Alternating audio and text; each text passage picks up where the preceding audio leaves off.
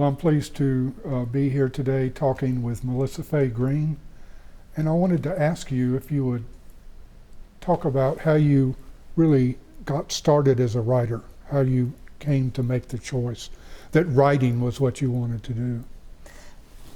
Writing is the only thing I ever wanted to do. From the time I was the age that children wanted to be, a firefighter or a ballerina, I already wanted to be a writer. I was born in Macon, and we moved from Macon when I was 6. We moved to Dayton, Ohio, and my key memory is that my manuscript was lost in the move. So it was always a part of me wanting that. This was a manuscript you... It was my manuscript, yes. I think at the time I knew how to write 6 words. I hadn't started first grade yet. I kind of remember working on it, but I had rearranged those 6 words extensively over many pages and thought of it as my manuscript, but it was lost on the move to Dayton, so I had to start over. So as you went through school, did you try writing in various forms? Did you take creative writing? No, I think I preceded creative writing. There weren't those departments then. Right. And I always loved literature, which is the other side of it. When students ask me how to become a writer, I just say read. I'm sure it's the same thing you tell students too. I think it came from the fact that my mother was such a great reader to me, and she was a young mother. She was not college educated, but someone somewhere along the line had said read to your child, and so she read to me all the time. She read to me when I was in the bathtub. She sat there reading to me. I still have the books from those early years in Macon. So I just grew up listening to literature and loving literature. When I went to college at Oberlin College, starting in '71, I wanted to be part of the writing department, but it consisted of just 2 poets. It was just a lot smaller then. It was before all the explosion in writing departments. And I took in my prose to one of the poets to ask to be accepted, and he did accept me, but he gave me back my pages, and he had drawn little squares in the middle of the pages, and he said, "Melissa, put that in here." And so I took it home, and I remember it was a few days before I realized he didn't mean write smaller. He wanted me to transform it into poetry, because he was a poet. It wasn't like try to write it really little. So it didn't work for me. I'm not a poet. I'm more effusive, I think. I love prose. So you made a choice at some point to write prose nonfiction. So how did you come to make that choice? Or was it something that sort of just happened? So nonfiction was something else that wasn't really in my vocabulary. I love literature. I love novels. Although I liked American history a lot also, actually. I double majored in American history. I wrote painfully embarrassing short stories in college, and I would characterize them as the type that whenever my roommate came into the room, I threw the top half of my body over the typewriter so she wouldn't see a word of them. And I graduated with an honors or high honors or something in writing. It was just these 3 highly polished, embarrassing short stories. After college, I moved back to Georgia. I moved to the Georgia coast, to Savannah. I worked for Georgia Legal Services, the statewide legal aid program. And I started seeing things and hearing voices from people on the coast like I'd never even imagined. Amazingly rich dialects and amazing events. I was a witness right away to events that years later would become the story of Praying for Sheetrock. But first it was just me in this lush terrain, hearing these voices and seeing civil rights events happening in McIntosh County. The county seat is Darien. I had thought civil rights was over. I had studied about it. I had taken exams on it. It was in the SAT tests already. The civil rights era was behind, I thought. And then unfolding in front of my eyes were authentic civil rights events happening in McIntosh County. I was a paralegal for the statewide legal aid program, and on that basis was allowed to go into McIntosh County often and to do things, just to do all sorts of little things, but I got acquainted with the people there, especially in the African American community. And I'm trying to think of the name of the wait a minute. So the spring of 75, just before I graduated from Oberlin, we had a speaker, and the speaker was named Ted Rosengarten. And he had just published a book called All God's Dangers, which was I'm sure you know it, which was an oral history of a black sharecropper in Alabama. And I was part of the audience where he spoke. And I came out of there just trembling with excitement. And I just thought, that's what I want to do. That's what I want to do. I want to tell stories like that. And I want to see if I can capture people's voices. So then it was just a few months later that I was suddenly thrown into McIntosh County.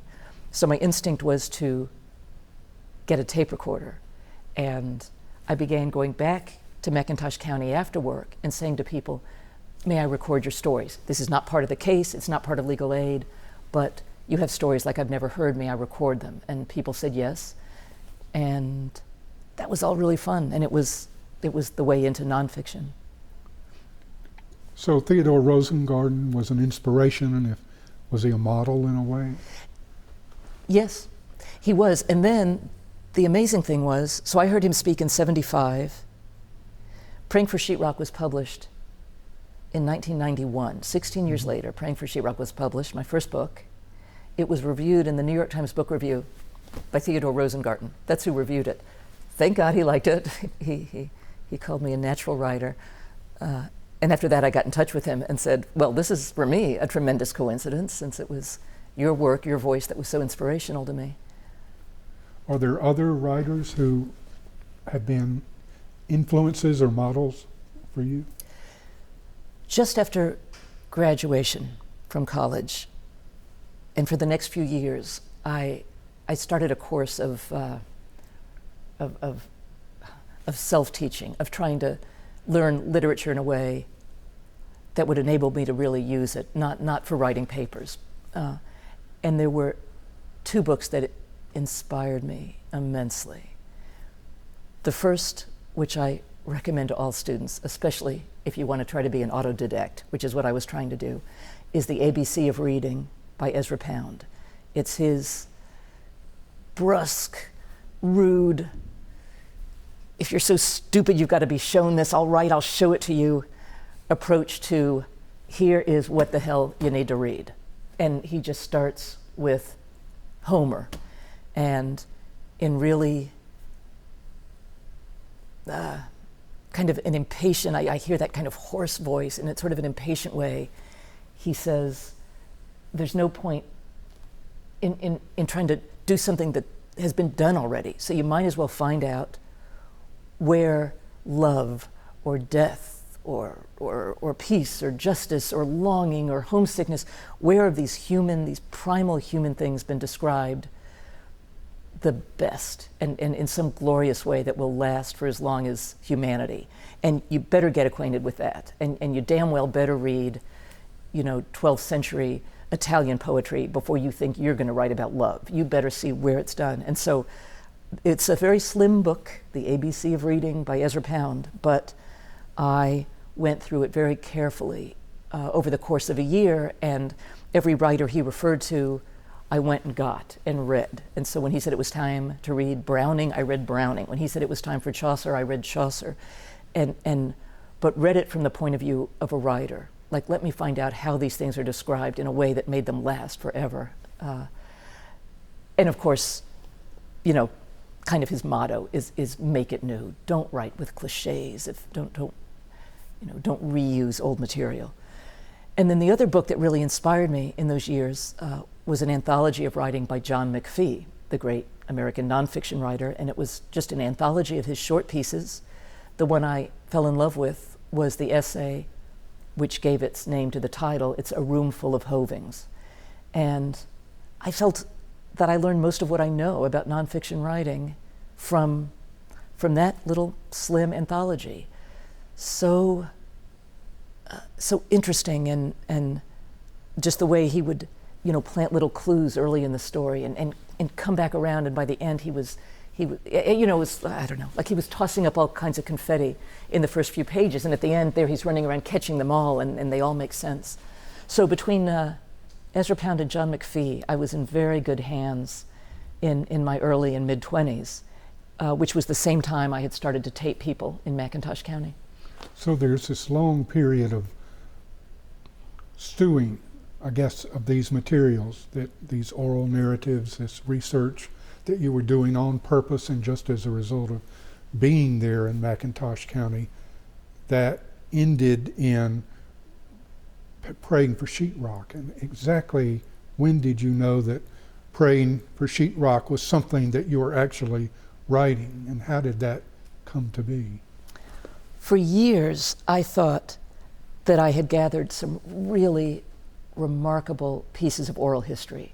The stories told to me by the very elderly black people in McIntosh County, because when I first went down there with my tape recorder and said, tell me who to talk to, and people would say, well, you need to talk to Deacon Curry. Have you talked to Deacon Curry?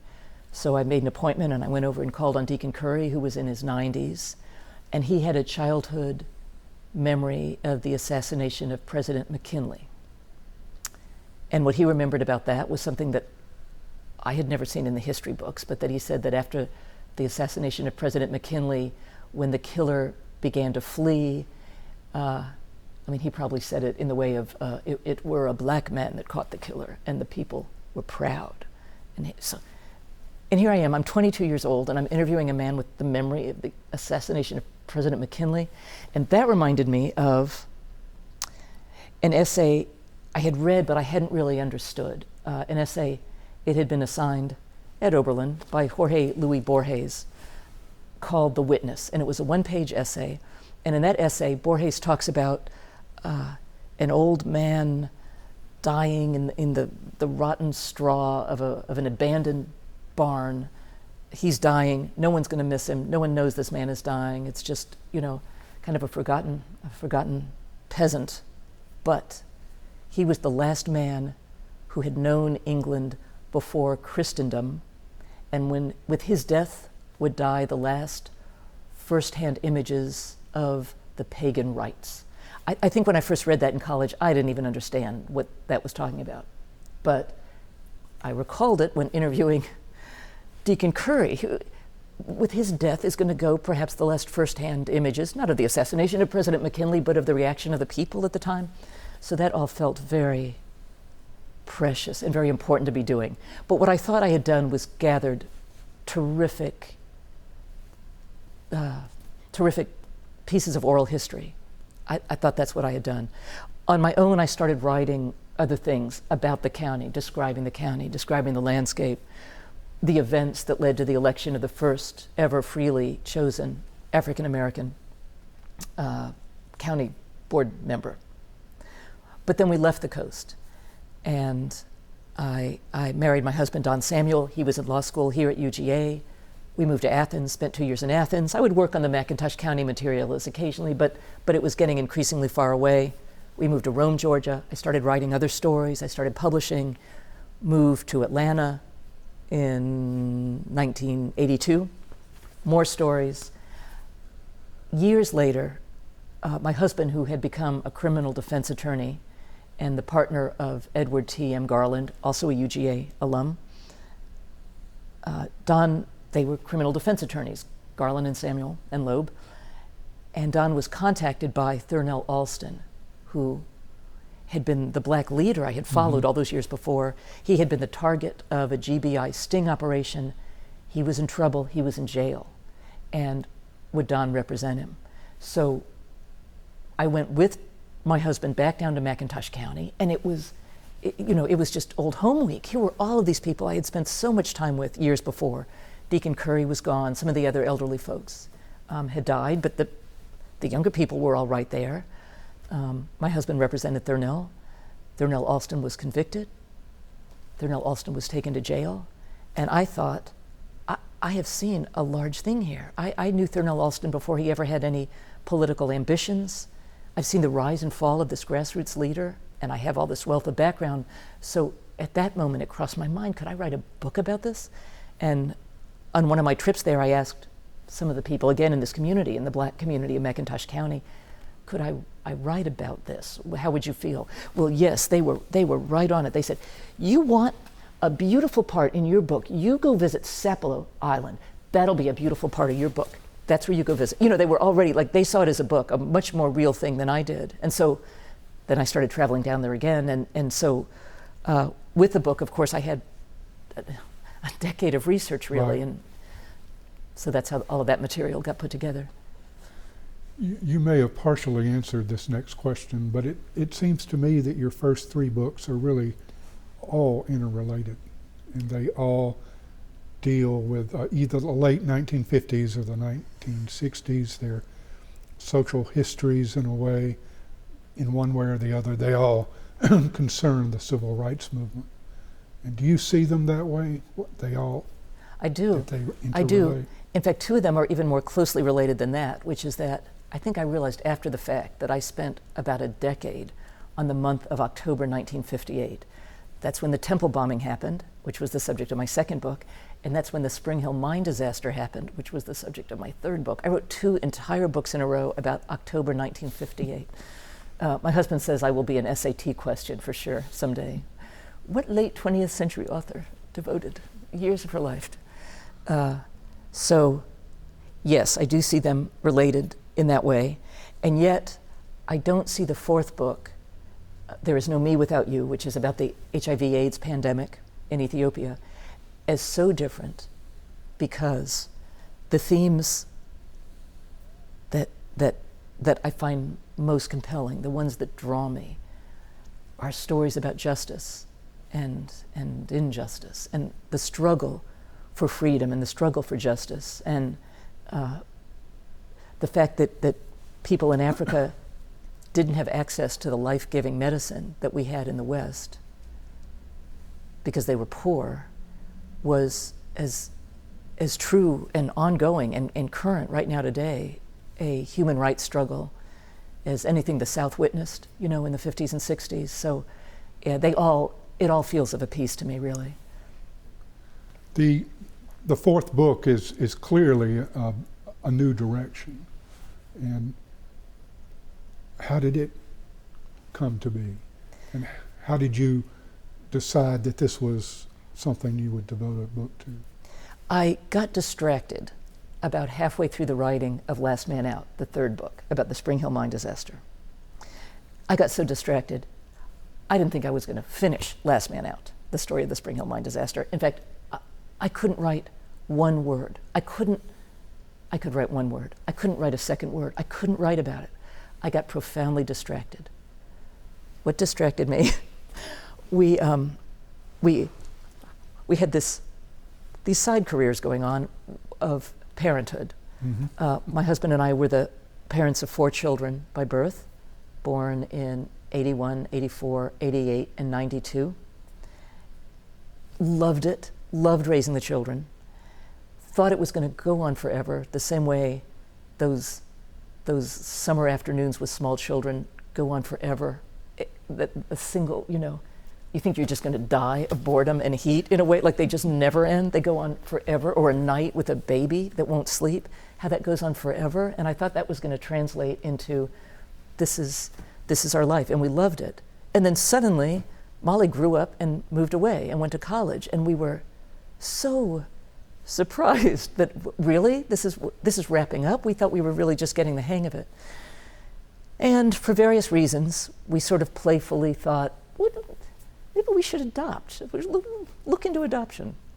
So one morning, computers were kind of new. They were pretty new to me. I found a search engine.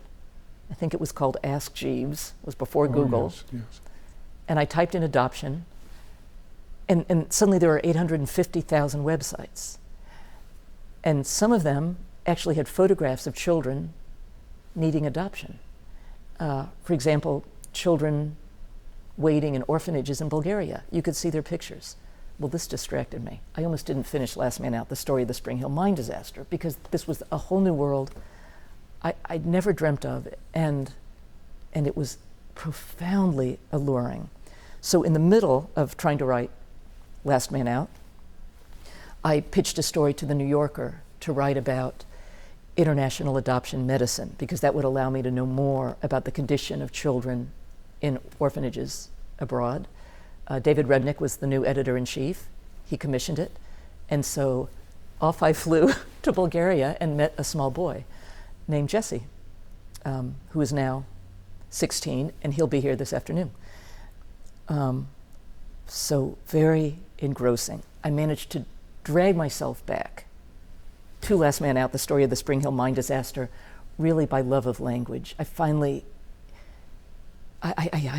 it was hard for me to keep thinking about the story of being a mile underground in this mine, but at least trying to capture it was still fun. So I finished the book, thank God. It was published the day we began bombing Iraq. So that book disappeared. My book tour was wiped out, and that was sort of the book.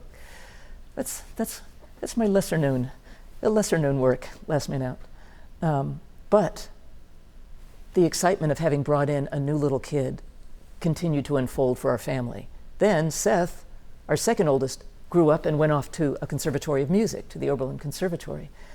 And again, we had a feeling of empty nest at having dropped back to 3 children and wondered what to do about it. And I really thought that everyone I knew was going to think I was crazy. I mean, at the point I gave birth to a 4th child in our community, that was kind of a lot. And then when we adopted a 5th child, when I told one of my friends, she immediately snapped, "Well, who made you the old woman who lives in a shoe?" I was like, oh. I mean, that was the kind of reaction we were getting. And now we were thinking about another child, sort of. And it was at that moment that the newspaper headlines were full of the terrible news of the impact of the HIV/AIDS pandemic across Africa, across sub-Saharan Africa, batting around numbers like 15 million orphans. There were 15 million orphan children in Africa. So I'm reading these news articles as a concerned world citizen, but also as a mother with the knowledge that there was a perfectly good twin bed upstairs that no one was using. And so we started looking into the world of, can you adopt from Africa? It hadn't been done very much at that point. This was in 2001. But we got connected. We got connected with an orphanage in Ethiopia, and were able to make that happen. So I've been lucky with this career, which is that if something interests me, I can go full tilt after it. If it's a book-length story, I can go full tilt after it for years. If it's more the story of an article, I can go after it for a few months. In this case, around this time, the New York Times Magazine called and said, "Have you gotten anything in mind? What would you like to do?" And I said, well, to be honest, we've just been matched with a 5-year-old girl in Ethiopia, and we're going to adopt her, and I would love to go to Ethiopia. Could I write about the situations of the children orphaned by AIDS in Ethiopia? And they said, off you go, do it. So I traveled over. I was able to meet this darling child named Helen. She's 14 now, she'll be here today. And was able to do this reporting and enter the world of these orphanages brimming with beautiful, adorable, once loved children whose families were being wiped out, just wiped out. The parents gone, grandparents gone, aunts and uncles gone, and you walk into these orphanages and all these little arms go up. And so I wrote about that for the New York Times Magazine, but a little sheepishly, because it was so unlike my background. As you say, it was completely not anything I'd written about before. It didn't touch on the state of Georgia. There was no American history. Plus, I had to talk about the HIV/AIDS pandemic.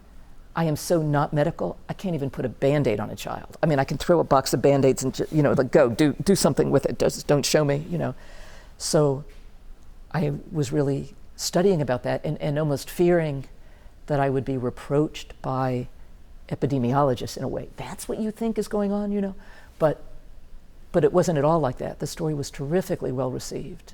And I was even invited to speak at CDC. And I said, "What, you want me to talk to you?" They said, "Yeah, we'd like you to come." I said, the only thing that I have to recommend me is that I can pronounce the word epidemiologist. That's it, and actually that we carpool with epidemiologists to youth soccer. But other than that, I can't help you, And they said, come. And I said, you've got the medicine, you've got the facts. And they said, yes, but sometimes we lose track of the stories, and you've got the stories. So a lot of great feedback like that inspired me to think I could spend years on this one. This is really big, and this is what I want more than anything else to talk about next. So that led to the book, There Is No Me Without You, and to 3 more children. So we've got 9 at this time. And am I wrong in wondering whether actually all of these developments also led to your 5th book, which is about to come out, called No Biking in the House Without Helmets? Yep. So the new book is the first, really, it's the first light book I've done. You know, I've had domestic terrorism, mine disasters, global pandemics, you know. I've never been able to write light other than in short pieces.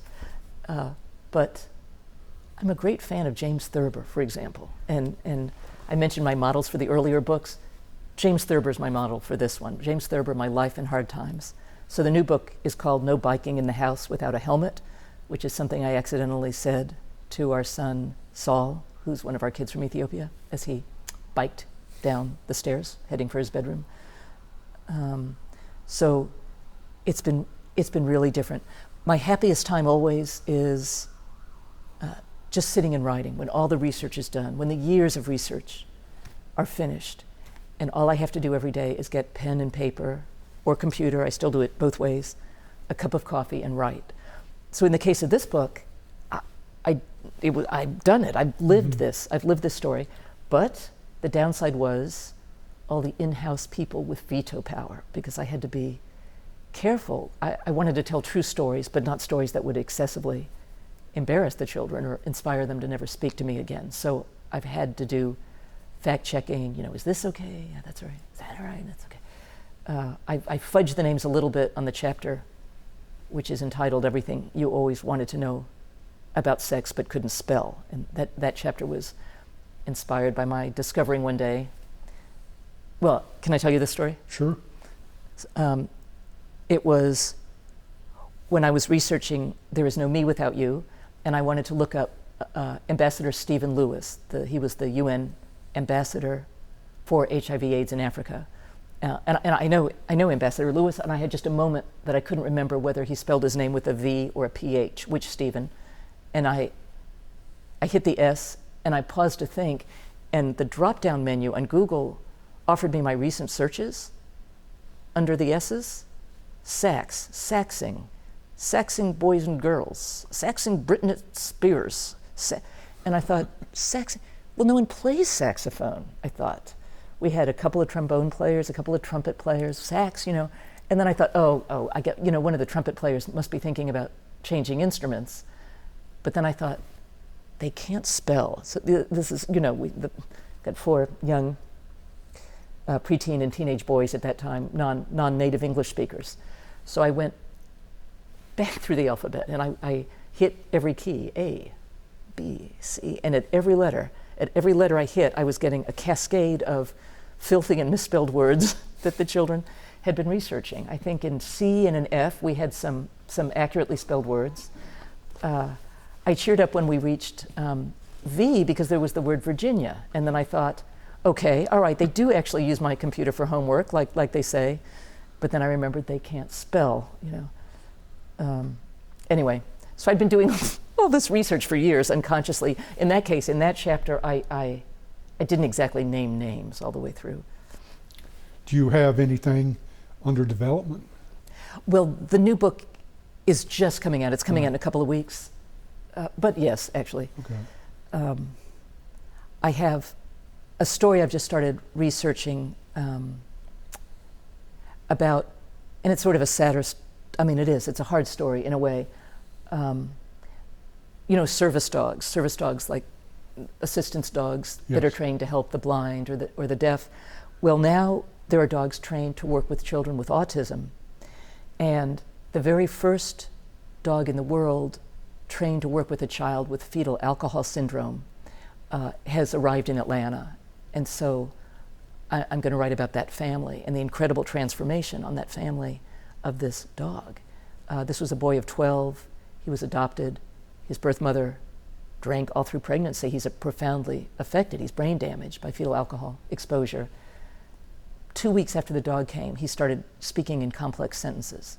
CDC's even studying this to try to understand. So it's a really fascinating story. When he, this is a big kid, a big 12-year-old boy, still raging like a toddler, and he would get on the floor and cross his arms and then just start screaming. Well, the dog, first of all, the dog can sense when it's coming because the dog smells the spike in the cortisol levels that tells the dog he's about to start raging. And when he gets there like this, the dog, big, beautiful golden retriever, comes over and he'll nuzzle and open the boy's arms up and get him out of that posture. You know, just remarkable things. So I think that's an article, not a book, but that's what I'm working on now. I want to go back to Last Man Out, because I was surprised to hear you say that you were afraid that it had been lost in a way, and I really loved the book. And first of all, the whole description of the men trapped in the cave and the sense of claustrophobia, it was very effective. But I sensed a certain humor in your treatment of the vacations that the rescued miners took. Did they go to, was it Jekyll? Island, yes. Yeah. And the discovery by then Governor Marvin Griffin that one of the miners was African American. Yeah. I just felt that there was implicit humor in his reaction and his consternation, and he was trying to make this event into a moment of boosterism for the state of Georgia, and instead he had to do something else. Was that intentional? Yes, no, you're right, and thank you for the kind words. I reread that book recently. I picked it up for the first time in years because I was asked to comment on and write a bit about the rescue of the Chilean miners, which was dissimilar in many ways, but similar in the incredible dramatic impact it had on the world's imagination, that the whole world was watching. More of the world was watching the Chileans, but Spring Hill, it was the world's first televised disaster. And so I reread my own book, and I thank you for saying that, Hugh, because I was like, this is pretty good, really. I mean, it's fine. Somehow, because it just got lost and the whole book tour got canceled, and then it was reviewed in the New York Times by an author who was absolutely blind and deaf to the human element, which was really the only element I was interested in. They gave it to exactly the wrong reviewer. They gave it to a reviewer that wanted to know, the poundage of stone or the hydraulic. He wanted words like hydraulic. He wanted an engineering book about it, and that was not at all what the book was. So, between the book tour being canceled and that review, I just thought, well, that was kind of a miss. But when I read it recently, I liked it. Yes, there was humor. It was a ridiculous situation. You want me to talk about it? I don't know. Well, I just wanted to test my own reaction. Yes, no, that was true. Marvin Griffin was deceased, but I interviewed, I'm going to forget his name. I interviewed the man who had the PR idea. He later became transportation secretary and later went to Caldwell. Sam Caldwell, right? Sam Caldwell, that's who it was. All right. Let's agree that that's right. All right. So I was, the governor was deceased, but I was able to interview Sam Caldwell, who had the brainstorm, let's bring the survivors of the Spring Hill mine disaster to vacation on sunny Jekyll Island.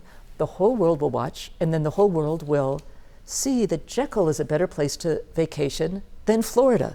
Because in those years, well, it's still true, Georgia is desperate to stop the traffic. And in those years, the traffic was all driving. From the Midwest, from the Northeast, the Yankees were all driving across Georgia to get to Florida. No one was stopping.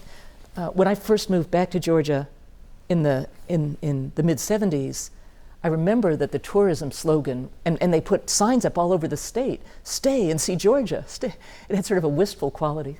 Stay and see Georgia, stay and see Georgia, stay. No, they're all going to Florida. So this was a great plan. Let's attract people to Jekyll Island. So that's great. He did that on his own. All right. The governor wasn't thrilled. It sounded expensive, but all right, it was accepted. It got global publicity. And then a few days later, a second group of miners buried a vertical mile underground was discovered. One of them had died, but 6 were clinging to life. They were brought up, and the last man out was black. And of course, they all looked black because they all were covered with coal. So upon rescue, they all looked black. I'm trying to look at this now through the eyes of Governor Marvin Griffin, who's like, what in the name of, what is going, what, because he's going to think it's more expensive now. It's going to cost even more money to bring all these people down and put them in Jekyll Island. They start to clean these men up. And you just know that the governor had to be saying something like, what's wrong with that fella? What's going on? Holy shit, it's, what did the governor say? But I couldn't get Sam Caldwell. I just said, come and tell, what did he say? What did he say at that moment? He wouldn't say it. So it's nonfiction, it's not fiction. If it were fiction, we could imagine. We could put words in the governor's mouth, but nonfiction, and we couldn't. But there was plenty of humor there. It was ridiculous. They totally got in trouble. Jekyll Island was completely segregated. The Wanderer Motel was the only motel named after the last slave ship ever to touch foot in North America illegally. It's what they named the hotel after on Jekyll Island, an all-white hotel. What are they going to do? And the black miners got 12 children. It's like inviting the Green Samuel family somewhere. We never get invited to people's houses for dinner. There are too many of us.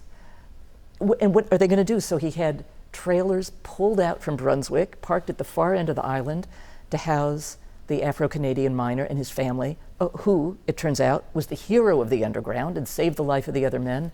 And then Caldwell, the governor has to greet him, but he does not want to be photographed, quote, shaking hands with a Negro. He can't do it. So they sneak the governor in to visit the little trailer camp where they're housing the Afro-Canadian family. And he out of sight of the reporters, having dodged the reporters, he greets them. And it was ridiculous. It was an insult to Canada. Canada got all insulted, and they got what they deserved. It was a great story. Thank you. We're about out of time, and I just wanted to ask you whether you had ever had the opportunity to read Gone with the Wind. It's been a while, but How old were you? I was probably a teenager. And what sort of heritage or influence or non-influence does that book represent for you?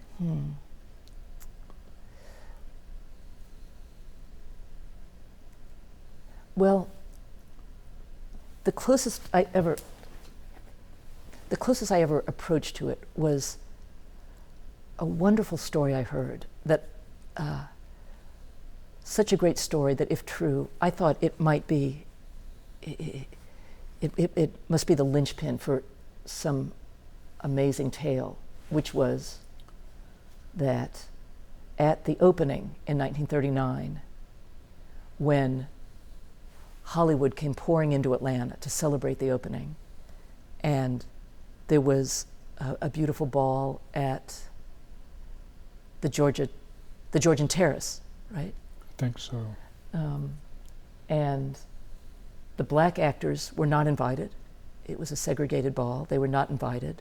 But a local black church was invited to entertain, and they were asked to dress up in period clothing. So this local black church, the choir members dressed as slaves and had to wear overalls and cotton dresses and kerchiefs. And the church choir came from Ebenezer Baptist Church. And Martin Luther King was a little boy, and he was there that night dressed as a pickaninny, amusing the crowds from Hollywood. So I guess Gone with the Wind and all the events around it, the movie and the attention and the ball and so on, represents a high water mark for Georgia literature to receive such universal acclaim. And yet it's also for us a marker of a period of benighted race relations that, all right, so the book is about the slave era, so I guess she wrote it with a certain perspective, but now it's 1939 and people are still, for fun, dressing in hoop skirts and having people dress as slaves. That's so incredibly far from where we are now. So it feels like a marker of that, of an era that we have fortunately left far behind. Thank you. Good, thank you.